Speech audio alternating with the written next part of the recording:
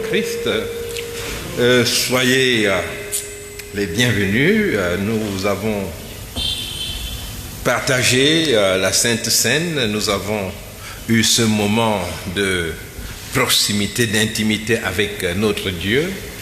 Et nous avons eu l'occasion de pouvoir lui parler en toute liberté, certains du fond de leur cœur. Et nous allons écouter la parole de Dieu. Nous sommes dans le mois du témoignage. Alors c'est une période importante de nos vies pendant laquelle nous sommes appelés à réfléchir sur notre influence autour de nous et sur l'impression générale que nous donnons à notre entourage. La place que les autres voient que nous accordons à Jésus-Christ. Pour ceux qui nous voient vivre, quel est le message que nous apportons par notre comportement, par nos paroles, par notre manière de vivre? Nous avons eu le mois de la famille en juillet et nous avons eu ici des merveilleux témoignages le samedi de la semaine passée. De merveilleux témoignages de réconciliation familiale et de conversion à Jésus-Christ. Et plusieurs parmi vous ont amélioré leur vision de la famille, qui est la cellule première de vie, et ont choisi d'accorder plus d'importance aux autres membres de la famille et de développer des valeurs agréables à Dieu au sein de la famille, en particulier la connaissance de Dieu, l'amour et l'humilité. Nous avons ensuite eu le mois de la vérité. C'était le mois passé, et nous avons reconnu l'importance de nos émotions, qui ne sont pas pour autant la vérité de Dieu, mais qui, dans plusieurs cas, nous aident à nous rapprocher de lui.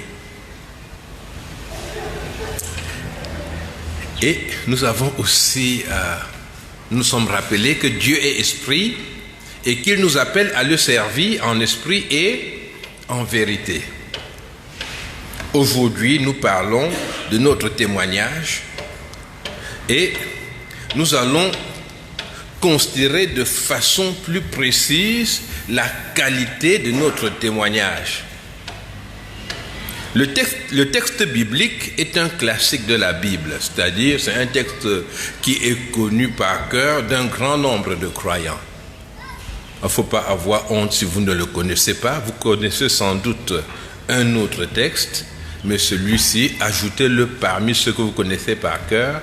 C'est un texte qui vous aidera constamment à voir quelle est votre position, comment Dieu vous a traité, ce qu'il a fait de vous.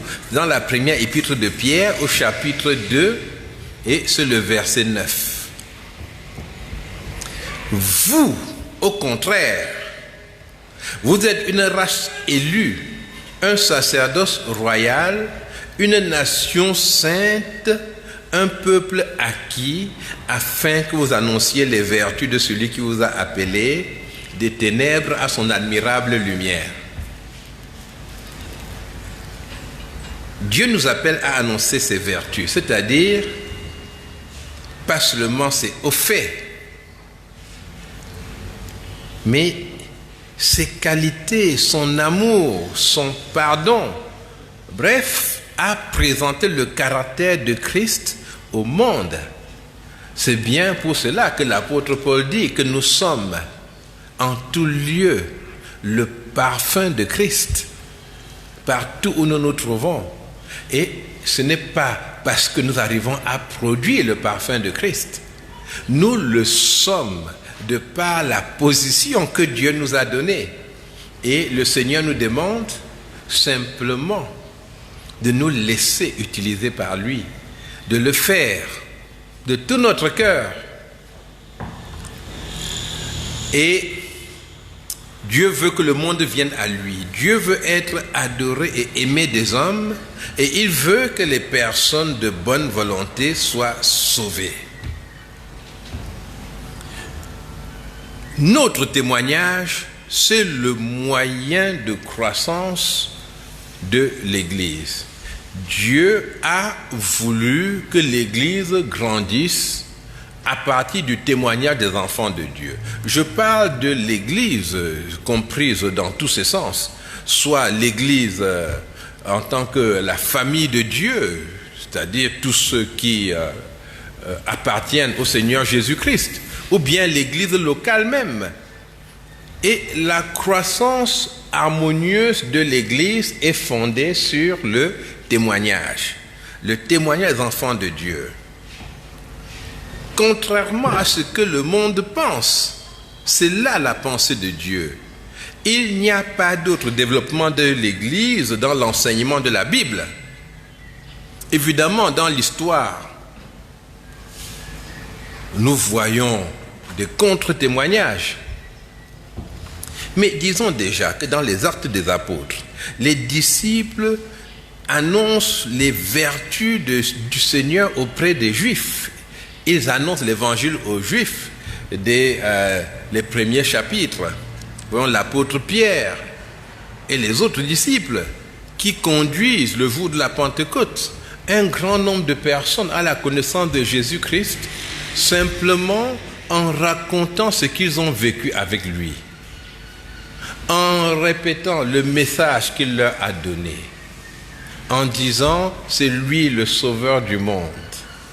Et les gens sont touchés par le Saint-Esprit et viennent à la connaissance de Jésus. Ils se répandent. Nous voyons l'apôtre Paul qui fait ce travail à merveille auprès des peuples païens et une église qui se structure, qui grandit. Malheureusement, au cours de l'histoire, ensuite, les hommes ont trouvé d'autres moyens de faire grandir l'église qui sont des moyens que Dieu n'avait pas donnés. Et parfois, nous sommes dans l'église, nous sommes arrivés par des moyens qui n'étaient pas les moyens que Dieu a prévus. Et c'est important de savoir ces moyens-là. Il y a un moyen qui est la filiation, c'est-à-dire que les enfants deviennent automatiquement chrétiens. Très tôt dans l'histoire de l'Église, les chrétiens ont pensé que c'était important que leurs enfants soient sauvés, mais plutôt de le faire par le témoignage, ils l'ont fait simplement en faisant des registres d'église, ce qui est bien, il faut savoir qui est dans l'église et qui ne l'est pas, mais des registres d'église qui étaient en fait pour eux la liste des personnes sauvées. Et on y inscrivait les enfants, et après il fallait baptiser les enfants pour être sûr qu'ils ont eu une interaction avec Dieu. Parce que dans le baptême de l'enfant, l'enfant est présenté à Dieu, il y a quelque chose de visible, n'est-ce pas? Et quand c'est visible pour les hommes, il y a eu quelque chose qui s'est passé, mais c'était des erreurs. Et cela a permis que les gens soient chrétiens de père en fils et que les églises soient effectivement pleines. Mais ce n'était pas par le témoignage comme Dieu l'avait voulu. Peut-être qu'il y a des gens ici qui sont là parce que papa, maman exigent qu'ils soient là. Mais est-ce que vous ne voyez pas le témoignage des croyants autour de vous qui vous invitent à vous laisser toucher par le Seigneur? La Bible dit goûtez et voyez combien l'Éternel est bon. Approchez-vous de lui, mais parlez-lui. Nous rencontrons beaucoup de personnes qui prétendent même être athées, ou bien qui disent pourquoi Jésus. Mais on ne peut pas poser des questions sans jamais faire de recherche soi-même. Si Dieu est tellement important pour vous, si Dieu est important, alors s'il est le créateur du monde, de tout, et qu'il tienne tout dans sa main, alors il vaut la peine de s'investir à la recherche de Dieu. On veut le connaître. Eh bien, la Bible dit, goûtez et voyez combien l'Éternel est bon. approchez-vous de lui partout où l'évangile est annoncé. Il y a une porte qui est ouverte à la connaissance de Jésus-Christ. Et chaque personne qui s'approche de lui expérimente d'une façon effective la transformation que Jésus apporte.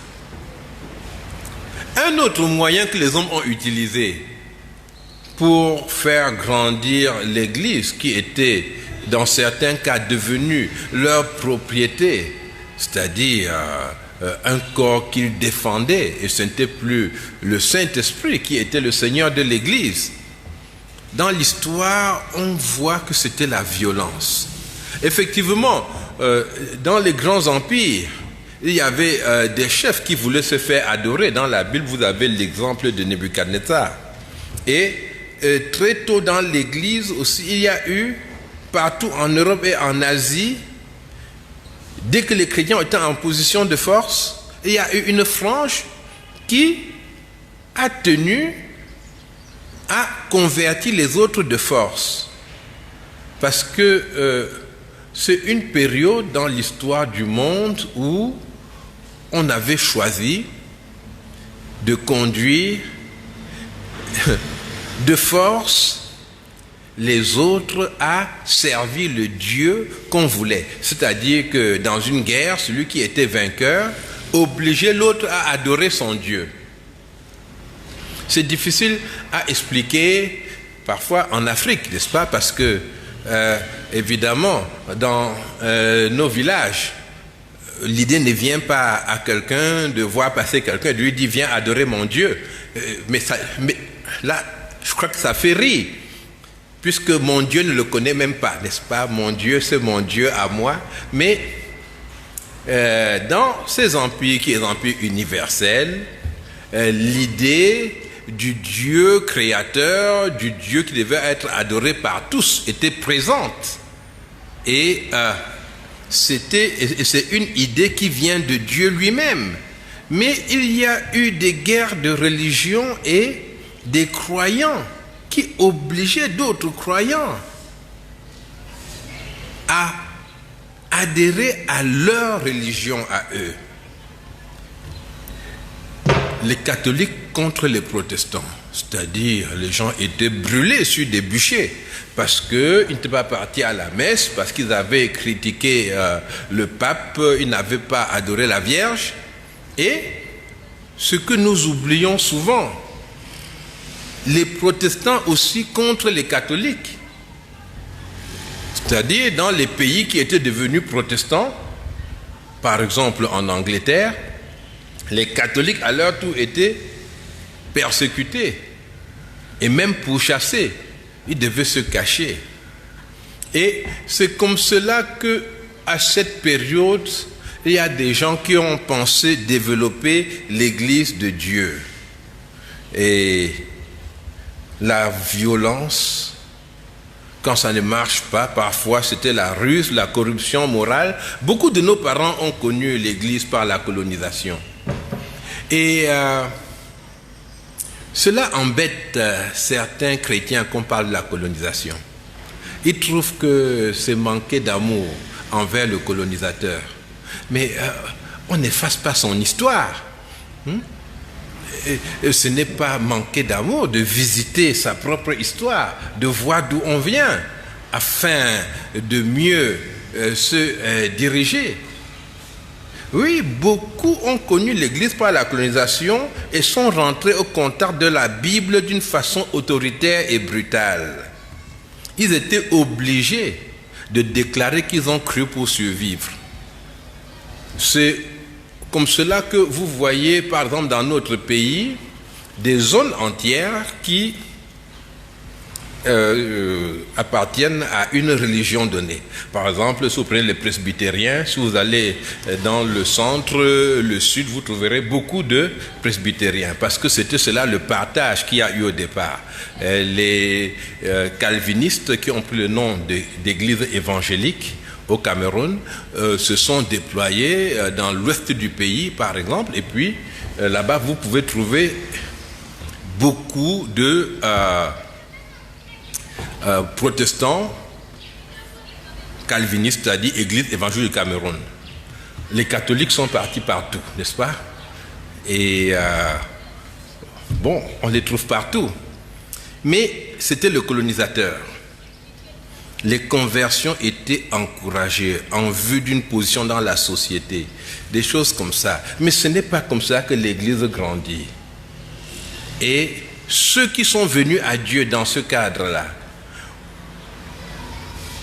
devraient revenir à lui de tout leur cœur en reconnaissant que Dieu est le Dieu qui aime, le Dieu qui pardonne, en connaissant Dieu lui-même. Aujourd'hui, on continue avec la corruption morale. On peut obtenir des conversions apparentes qui ne proviennent pas du témoignage, mais qui viennent des promesses d'enrichissement, par exemple. Si tu crois, eh bien, demain tu seras riche. Hein? Et puis, il y a tout plein de monde qui écoutent cela et qui disent, voilà, l'évangile est simple maintenant, et qui apprennent deux mots, Alléluia et Amen. Peut-être aussi une expression, au nom du Seigneur Jésus, voilà. Un malheur peut arriver, jamais au nom du Seigneur Jésus, ça ne va pas arriver. Voilà comment ils réagissent. Hein? Bonjour mon frère, Alléluia, Amen. Et puis, voilà la religion qui tient en quelques expressions. Et ces conversions apparentes qui sont fondées sur la promesse de satisfaire la convoitise de ceux qui écoutent ne conduisent pas à l'Église. La violence, la ruse, les intérêts personnels ne développent pas l'Église de Dieu. Ce n'est pas là le chemin que Dieu veut pour toi. Nous allons regarder donc de près la mission que Dieu donne à ses enfants. C'est-à-dire que Dieu nous donne à ceux qui viennent à lui de façon authentique. Parce que nous devons toujours faire cette différence. On peut être dans l'Église sans être venu à Dieu de façon authentique. Alors les promesses de la Bible ne s'appliquent pas dans ce cas à votre vie parce que vous ne vous êtes pas entièrement soumis au Seigneur. Vous êtes peut-être en route, en train de le décider, mais Jésus-Christ veut que nous soyons entièrement, clairement à lui. Et quand nous sommes connectés au Seigneur, eh bien, il intervient avec puissance dans notre vie. L'apôtre Pierre s'adresse aux enfants de Dieu donc. Et par enfants de Dieu, j'entends ceux qui ont choisi de le suivre au prix de leur vie. C'est-à-dire qu'ils lui ont effectivement donné leur vie. C'est-à-dire ceux qui ont ressenti au fond de leur cœur la possibilité que Dieu vienne tout bouleverser dans leur vie, changer le cours de leurs études, les conduire dans une autre profession, les éprouver d'une façon ou d'une autre. Ils ont entendu cela, ils ont dit oui Seigneur, malgré cela, je vais choisir d'obéir en comptant sur toi. Je leur ai dit ici, si vous avez cru en Dieu, sans jamais ressentir la possibilité que Dieu change tout autour de vous et qu'il vous conduit dans des épreuves comme celle de Job, alors ce n'est pas de Dieu que vous vous êtes approché. Quand on s'approche de Dieu lui-même, eh bien, il y a à un moment donné cette angoisse au fond du cœur. Et si Dieu m'éprouvait et si Dieu me faisait perdre tout?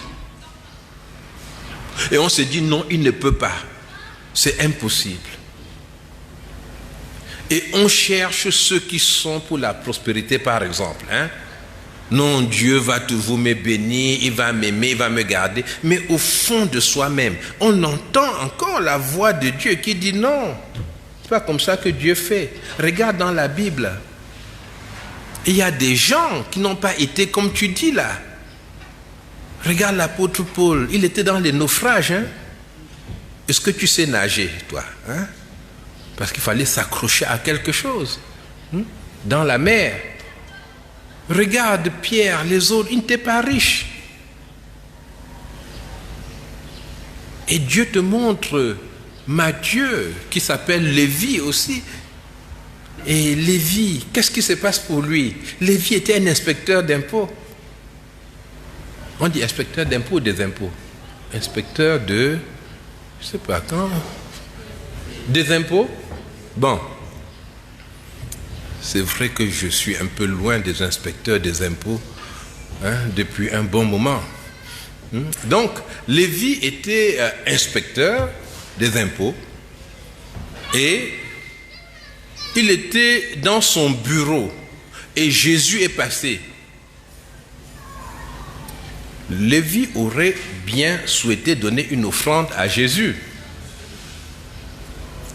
Même pas une offrande, n'est-ce pas, qui consiste à semer, comme les gens disent, n'est-ce pas, parce qu'il semble qu'on peut semer en donnant, ça va donner autre chose. Non, Lévi aurait aimé lui donner une offrande pour aider dans son ministère et continuer son travail, comme beaucoup parmi nous le font.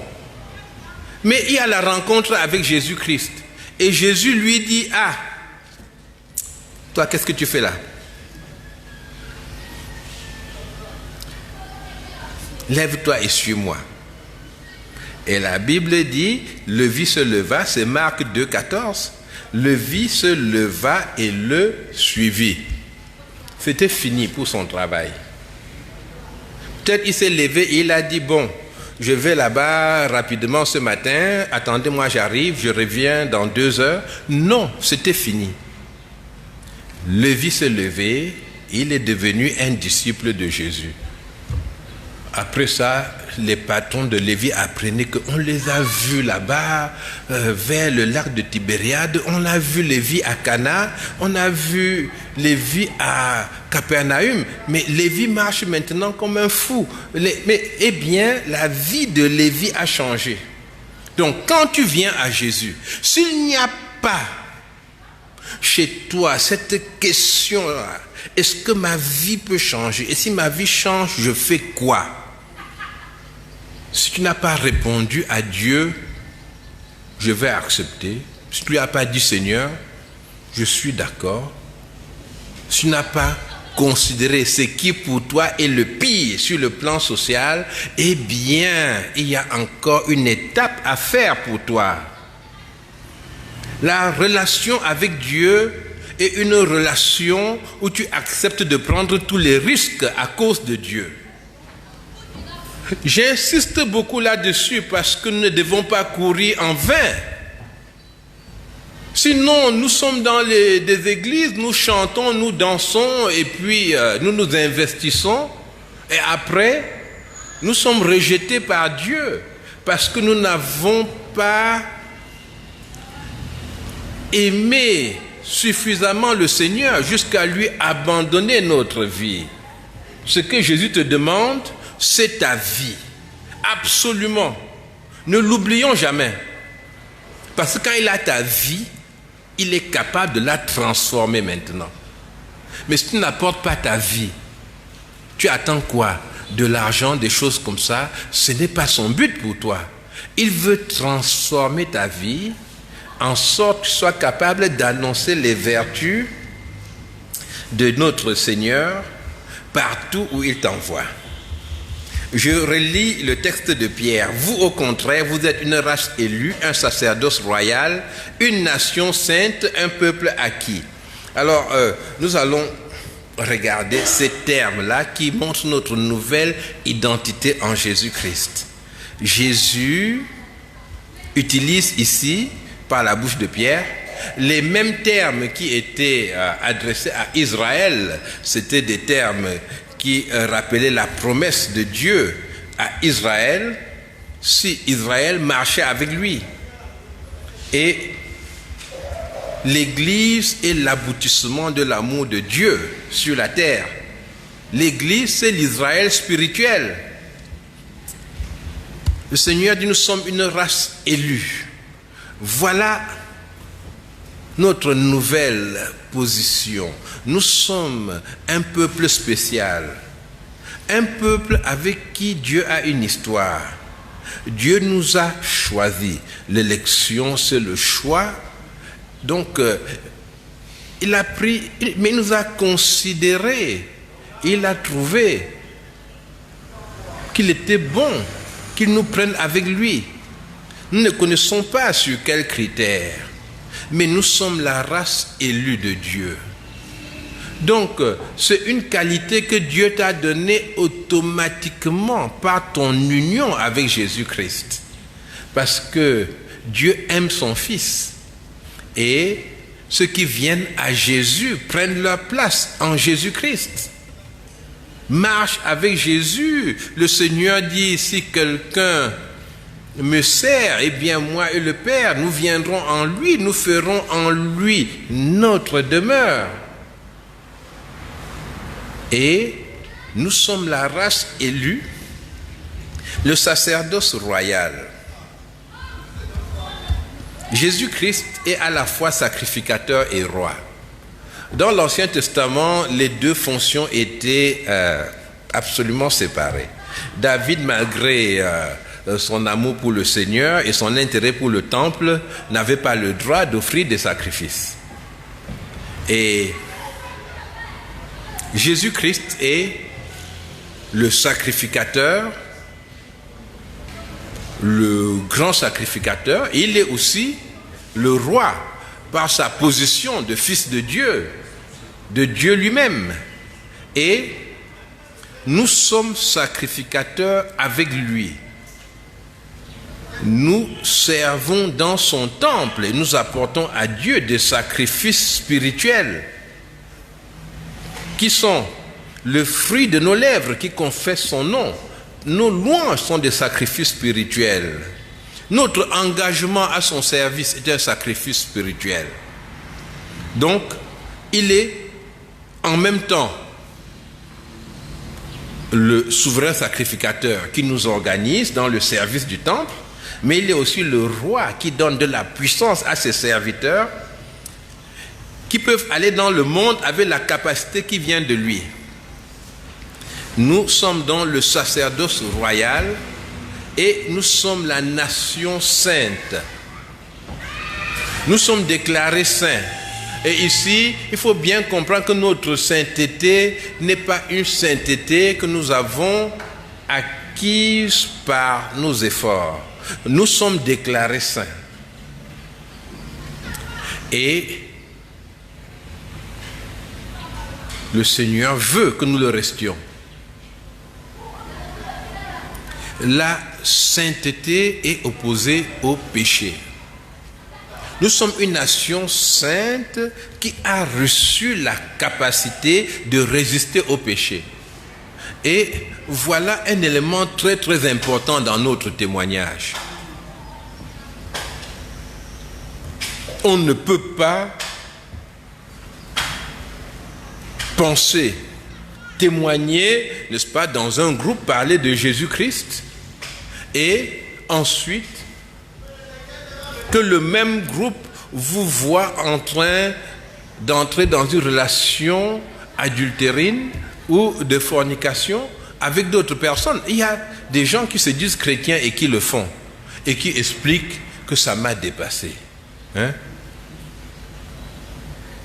Et ce qui est étonnant, ils ont même du succès. Ils ont du succès en ce sens qu'il y a d'autres personnes qui les suivent. En disant que c'est comme ça la vie, on ne peut pas être... ça arrive. Ceux-là qui vous suivent et qui disent ça arrive, ce ne sont pas des gens qui connaissent Dieu. Ce sont des gens qui vous suivent parce qu'ils se disent que vous prêchez quand même un évangile où il y a un peu de liberté. C'est pas comme ce qu'on entend là-bas et tout est interdit. Le monsieur, si il prêche, mais on peut faire quand même un peu de choses là-bas. Ce qui n'est pas un honneur pour vous. Une nation sainte, c'est une nation qui rejette la souillure du monde, qui, par son comportement, montre aux autres qu'elle a reçu la capacité qui vient de Dieu. J'ai remarqué en suivant diverses émissions chrétiennes qu'il y avait une recrudescence des discours en faveur de la polygamie parmi ceux qu'on appelle les chrétiens. Disons, il y a quelques branches du pentecôtisme, n'est-ce pas, qui aujourd'hui développent un discours, mais ils ne se cachent même pas. J'ai suivi une émission, mais même avec des gens que je connaissais, j'étais très surpris. Bon, on m'avait dit que c'était des gens, que c'était des chrétiens plutôt libertins, n'est-ce pas, qui avaient le nom de Dieu à la bouche, mais je ne m'attendais pas à ce qu'ils en arrivent là. Mais ils défendaient publiquement la polygamie. Et il y avait un prêtre catholique qui était contre la polygamie, et eux qui étaient des pasteurs d'église pentecôtiste. Bon, ce n'était pas tous, hein. Il y avait d'autres pasteurs quand même qui étaient contre. Mais c'était amusant de voir 2 ou 3 pasteurs d'église pentecôtiste défendre la polygamie contre un prêtre catholique. Hein. Et c'est la négation de l'évangile. Et c'est possible que la polygamie ait été traitée d'une façon extrêmement brutale par l'évangile colonial, c'est-à-dire où les gens polygames devaient renvoyer leurs femmes et autres. Mais la polygamie, ce n'est pas quelque chose d'acceptable dans la Bible.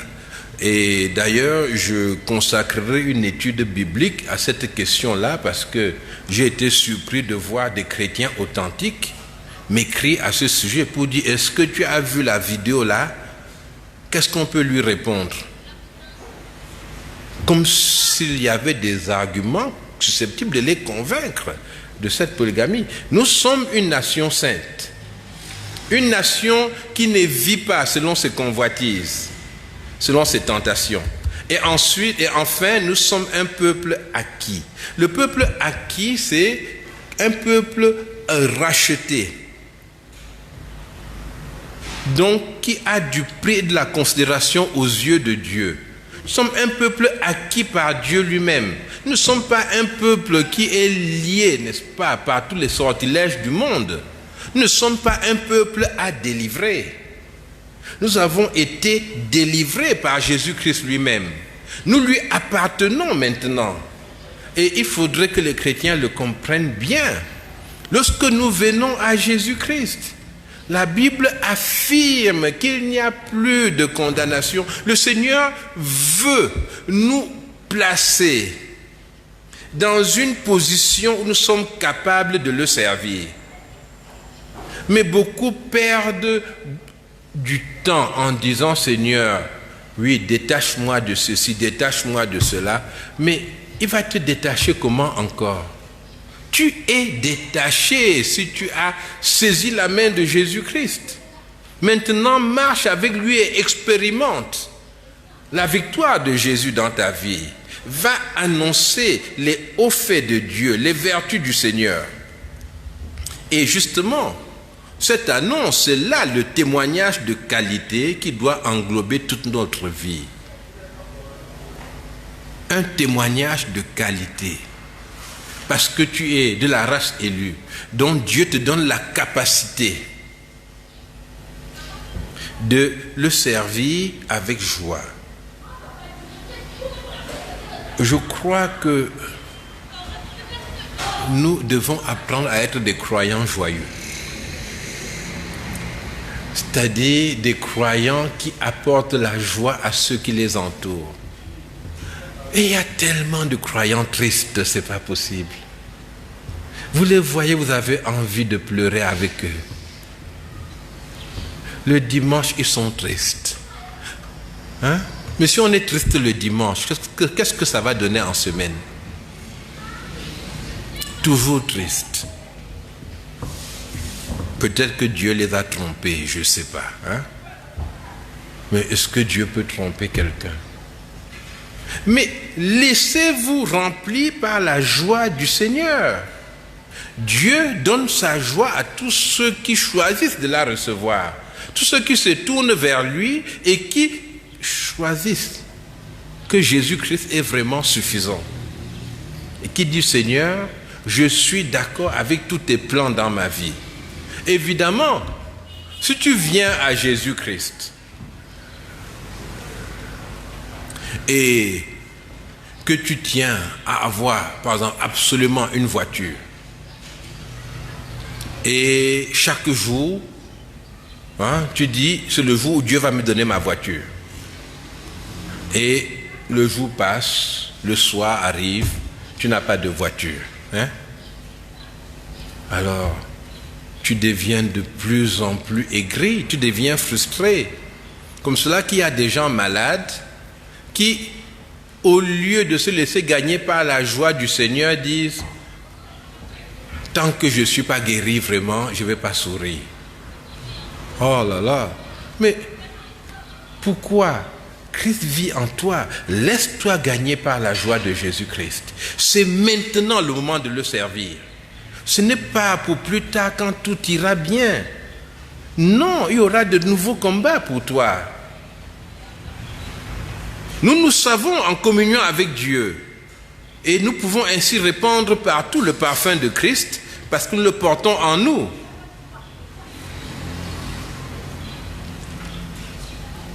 Donc, je vais poser quelques questions ici qui vont vous aider à évaluer votre témoignage. Et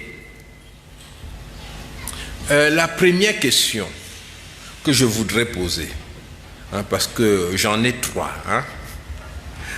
La première question, c'est: quelle est la surface de ton témoignage?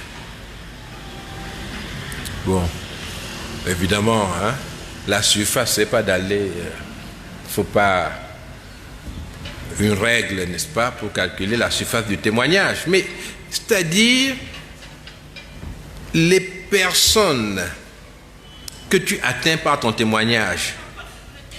Est-ce que c'est là tout l'ensemble des personnes que le Seigneur a mises devant toi? Quand tu témoignes, c'est quelles personnes? Est-ce que tes voisins font partie, par exemple, de la surface de ton témoignage? Est-ce que c'est à ton lieu de service ou bien c'est dans le taxi? Parfois, tu te bats et tu prononces un mot et puis tu dis aujourd'hui, ouf, on a témoigné. Quelle est la surface de ton témoignage? Et parce que c'est là le but de ta vie. Dieu t'a équipé pour témoigner de lui. Parfois même, il y a des gens qui te connaissent très bien et quand on dit que quand tu es chrétien, ils sont étonnés. Ils disent, ah, vraiment? Mais... Et on leur demande, mais pourquoi? Tu l'as vu faire quelque chose d'anti-chrétien? Il dit, non, je l'ai jamais vu, mais vraiment, il est là comme ça, je ne savais pas qu'il est chrétien. Cela signifie que nous devons prendre du temps pour soigner notre témoignage, nous poser des questions, prier pour notre témoignage, pour le sentiment global que nous donnons aux autres, et les paroles que nous leur apportons. Est-ce que nous leur donnons à la fin le sentiment que Dieu est bon, qu'il les aime et qu'il les attire à lui ou pas?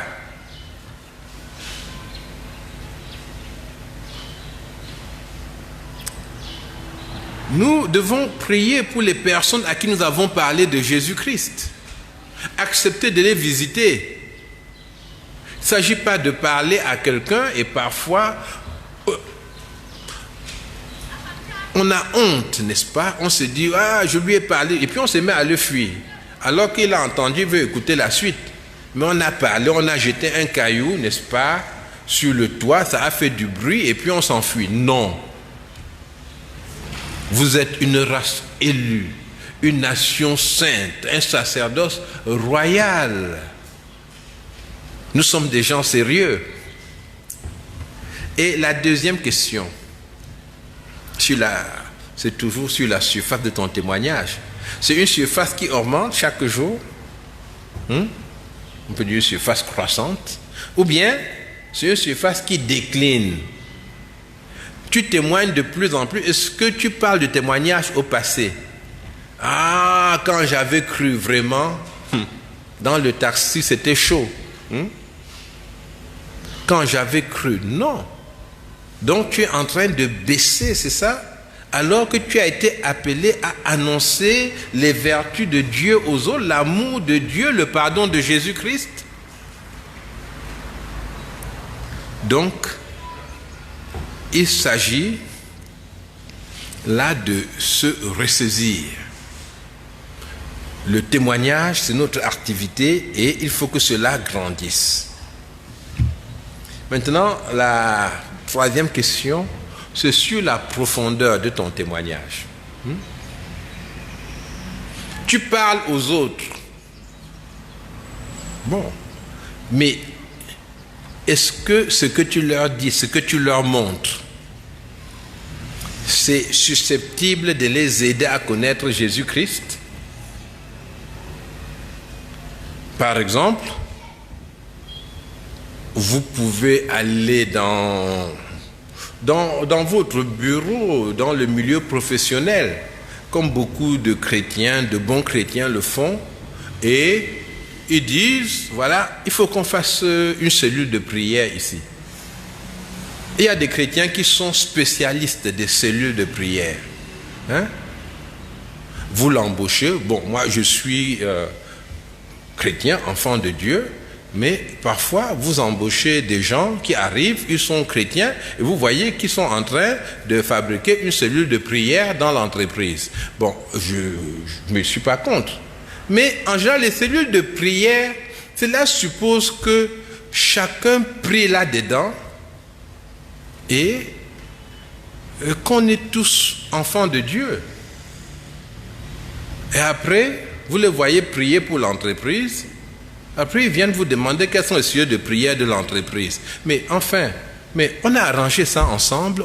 Non, je n'ai jamais pensé que c'était eux qui prieraient pour l'entreprise. Puisque l'instant d'après, vous devez régler des problèmes de discipline, des problèmes d'organisation. Non. Mais en réalité, ce que les chrétiens doivent faire, ce sont des cellules d'études bibliques. Vous comprenez ça?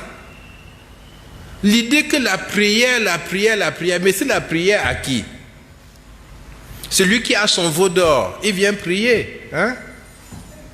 Et cela s'appelle l'œcuménisme, n'est-ce pas? C'est-à-dire qu'il suffit de prier. Non.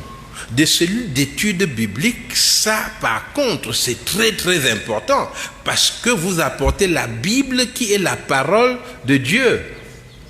Et même si des versets sont lus, vous discutez, ça finit n'importe comment, eh bien il y a un verset qui a été lu et qui va faire son effet. Donc, ce que le Seigneur attend de vous, c'est un témoignage ayant une certaine profondeur. J'invite les autres à s'approcher effectivement de Jésus-Christ.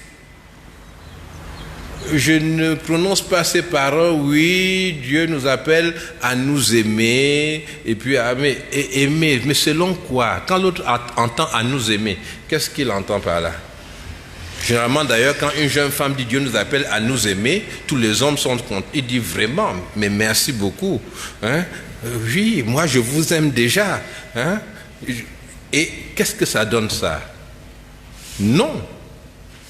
La Bible, n'est-ce pas? Pensez à la Bible au cœur de votre témoignage. La parole de Dieu en vous, au plus profond de vous. Présentez-la aux autres. Et interrogez-vous sur la personne que vous présentez aux autres. Certains chrétiens bien intentionnés, pour mettre en avant la bonté de Dieu, veulent montrer leur bon caractère aux autres. Vous arrivez dans un espace où ils sont chefs de service, vous les trouvez en train de nettoyer les toilettes, de balayer le sol, vous dites pourquoi tu fais tout ça? Il dit je veux montrer l'amour de Jésus, mais il fait tout ça, mais est-ce qu'il parle de Jésus? Jamais. Il attend que quelqu'un vienne lui dire pourquoi tu as fait tout ça. Il dit viens, je t'ai attrapé maintenant. C'est-à-dire que Dieu a envoyé Jésus. Mais non, c'est pas comme cela que ça va se faire. Vous ne devenez pas un individu totalement servile qui n'a pas de volonté, qui fait tout ce que les autres font. Non. Pour qu'on vous écoute, il faut que vous ayez une épine dorsale. Il faut que vous valiez quelque chose. Le fait de vous détruire, de vous diminuer auprès de tout le monde, ce n'est pas cela le service de Dieu. L'humilité, c'est différente du choix des humiliations. L'auto-humiliation, cela ne vient pas de Dieu. Et beaucoup d'enfants de Dieu vivent cela et puis on les voit faire beaucoup de choses et malheureusement qui n'apportent rien parce que ça effraie les autres. Il dit, si je deviens chrétien, je deviens le boy de tout le monde comme ça. Ils ne voient que ça. Ils ne voient rien de positif. Ils se disent, viens m'aider, pardon, mais n'apporte pas ton truc là que tu... Je ne veux pas moi être dedans. Mais j'aime être avec toi parce que tu es un bon garçon, tu es une bonne fille, tu fais tout ce qu'on te demande. Non. Nous servons Dieu. Et si nous servons le monde, c'est à cause de Jésus-Christ. Et pas parce que nous voulons plaire au monde. Il faut distinguer cela. Pour conclure, équipez-vous pour le témoignage. Mais c'est bien d'avoir des traités avec vous. Nous avons des traités à l'église et nous réfléchissons aussi sur la façon de distribuer les traités. Parce que parfois, on prend des tas de traités que l'on garde à la maison. Certains les utilisent après pour emballer des choses, des beignets, des choses comme ça. J'ai eu un traité qui emballait des beignets que j'avais achetés. Et je me demande si... Enfin, mais je crois que nous aurons une commission dans l'Église qui va s'occuper de distribuer les traités, de voir s'il faut demander une participation de la part des chrétiens pour les traités, en sorte que les traités aient une valeur, n'est-ce pas, aux yeux de tout le monde. Et il faut avoir une Bible aussi. C'est important, on peut la lire avec les autres. Il faut veiller à sa tenue vestimentaire. Si on est habillé de façon trop délabrée, les gens sont inquiets. Ils se demandent de quelle religion s'agit-il. Ou bien sûr habillé de façon provocante. Mais c'est sûr que votre témoignage va gagner beaucoup de monde, mais ce ne sera pas à cause de Jésus-Christ. Les personnes honnêtes vont vous fuir. Pour le témoignage, vous pouvez avoir besoin d'un téléphone. Il y a des jeunes gens qui prient pour avoir un smartphone. Seigneur, donne-moi ça, je veux me connecter à mes amis, tout et tout. Mais ils oublient de dire, Seigneur, donne-moi ça, je vais pouvoir témoigner aux autres de ton amour. La Bible nous invite à utiliser tout ce que nous avons au service de Dieu. Donc, mettons tout à la disposition du Seigneur. Laissons l'Esprit de Dieu en nous nous conduire à son service. Acceptons le risque que cela représente de devenir un enfant de Dieu. Faisons confiance au Seigneur parce que c'est lui qui est capable de nous épanouir.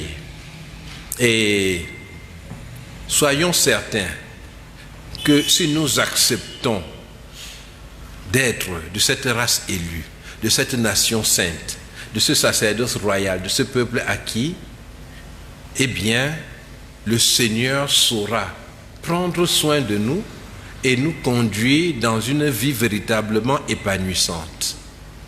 Il y a beaucoup de bonnes choses que Dieu tient en réserve pour ceux qui le cherchent et qui le servent. Ne nous laissons pas tromper par l'ennemi. Que le Seigneur vous bénisse. Nous allons prier.